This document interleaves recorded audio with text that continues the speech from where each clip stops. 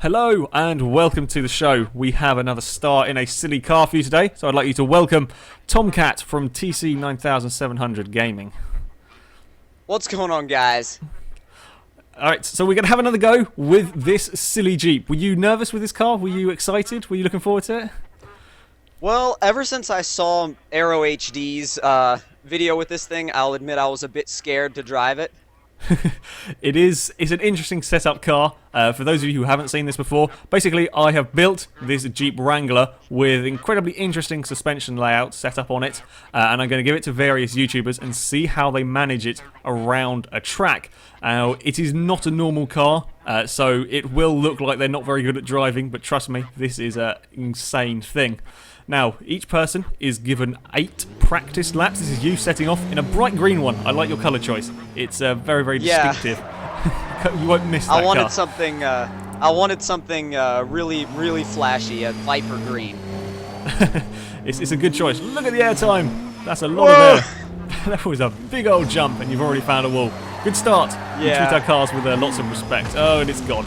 That's as you can see, it's a really very, very tricky car to drive. Now, as I was saying, before we got distracted by you getting some air, each driver is given 8 practice laps to sort of get familiarised with the car, and then there is one sort of flying lap that is the timed lap. That's the all-important lap, so it's very important not to mess that one up. This is still on your first lap, and it's gone. That didn't take you too long. Yeah, it's gone. It's gone. And to anybody watching that's like, oh, that doesn't look that hard. No, it's freaking difficult. This setup is unlike anything I've ever driven. Yeah, it's basically got very, very soft rear suspension and very soft rebound stiffness pretty much everywhere, which means that the car, as it goes around corners, will lift up its front wheel, as you saw there. And once it's got the front wheel in the air, yeah, you have no steering. There is just very little you can do about it. Also, it doesn't help when you slightly nick the wall. That's another spectacular roll. Look at the pretty mountains. I felt like I was doing a wheelie the whole time. Yeah, it's pretty much, because of the way the suspension is, and this car's got such high ride height standard, it leans sort of on the back of the car an awful lot. So you do point at the air. There's another big jump over there. That's a fun part of the track. Anyway, absolutely. That's some impressive driving there, holding that on 2 wheels and bunny hopping. That's very impressive. Crazy bouncing. That recovery wasn't quite so impressive. I've found some more walls. It's nice to see everybody treats our car with a lot of respect here. Oh yeah. It's got battered a few times. Now, you were taking some interesting lines in this first corner. Some sideways stuff was going on. I think this is kind of a valid technique for trying to keep this thing from rolling over, is to kind of slide it everywhere. Yeah, I was using the e-brake quite a bit because I found that if I use the e-brake and I get it sideways, then I could kind of keep at least all 4 wheels on the ground, mostly.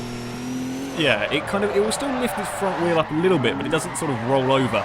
The problem is it can be sometimes quite hard to stop it sliding. That's a big shortcut you took there across the grass. Yeah. A little bit cheating, but never mind. You like those walls as well. That fence there you found a few times.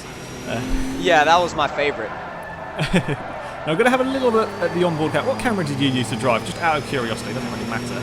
But, what view did you use? I used third person most of the time because I normally race in cockpit, but I found that cockpit and hood view were nearly impossible because the front end was up the whole time and I just couldn't see the road.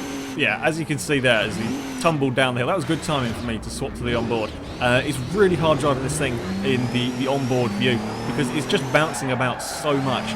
As you can see around here, this is fairly slow speed, so you still go along the grass. You're making up some new track around that part of the course. You can see how much this thing... Yes, absolutely. Yeah, you found that fence. You must have scraped that fence like 7 out of 8 laps. There we go.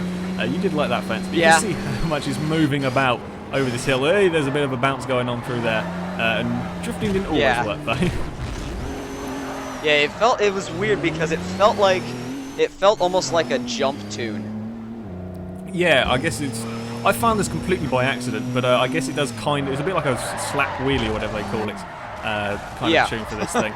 That one there was quite impressive. I think you forgot how long the car was and kind of snagged the wall as you went in sideways. You did like 3 or 4 spins on the spot, which is, yeah, I'd say that's pretty damn impressive. And you take a shortcut again, just for good measure. Yeah, I ended up liking that piece of grass very much. I figured I'm in a 4-wheel drive Jeep anyway. Yeah, it doesn't really matter if you go to the grass. Now, this is onto your sort of flying lap. This is the one-time lap. This is the one lap that matters. So if you roll it, then you are in trouble. Off the start, you've got a fairly good start. It's not on its roof. Are we going to get some big air time over the jump? We've got a little bit. You were certainly a little bit of air. Giving it the beans for this one. We come down towards this. I don't know what corner. We need to think of names for the corners on this track if we're going to do this. Yeah, definitely. You're going for the handbrake technique. It's a pretty good technique, actually. I did experiment a little bit after watching you do this for ways of getting this car to go around corners. Handbrake is certainly one way of doing it. There are issues involved with it, as we saw before. It's very sort of hard to stop it sliding. Yeah, the biggest thing I found was if I get it sideways, since it's all-wheel drive, I figured if I don't counter steer and I just let it slide and just give it some gas every once in a while through the corner, it'll sort of slide naturally. Yeah, it's not really a natural sort of car. It kind of goes against absolutely everything a normal driver would do because of the way it's set up. But you can kind of work around and find sort of ways of getting it to do stuff. But yeah, it certainly is rather difficult. We come up towards the final corner now, and some more handbraking. Didn't really want to slide in that corner. No. You've done a fairly clean lap. It hasn't rolled over, which is impressive. And there we go. It is the Jeep across the line. Again, yeah, well done for not rolling it on the flying lap. There was a few bounces in that one. Anyway, it is now time for the all-important lap time to see where you have come on our leaderboard. And the lap time is on the screen in a minute. Come on, I haven't edited it. There we go. So, here is the leaderboard. You did a lap time of 1 minute 25.3, which is... Wow. Which is second on our leaderboard. Look on the positive side of things. You are second on our leaderboard. You don't have to tell people how many there are on the leaderboard. So, that's not bad. It's not bad. It's you didn't roll it. You got around the lap cleanly. There wasn't. I don't think you even scraped the wall. So well done. I hope you enjoyed our car. Thank you very much for coming on the show. And yeah, thank you for having me. That's quite alright. I hope you enjoyed that car. It's certainly something you won't forget anytime soon. Yes, definitely not. Alright, that is it for this video, guys. Thank you very much for watching, and until next time, goodbye.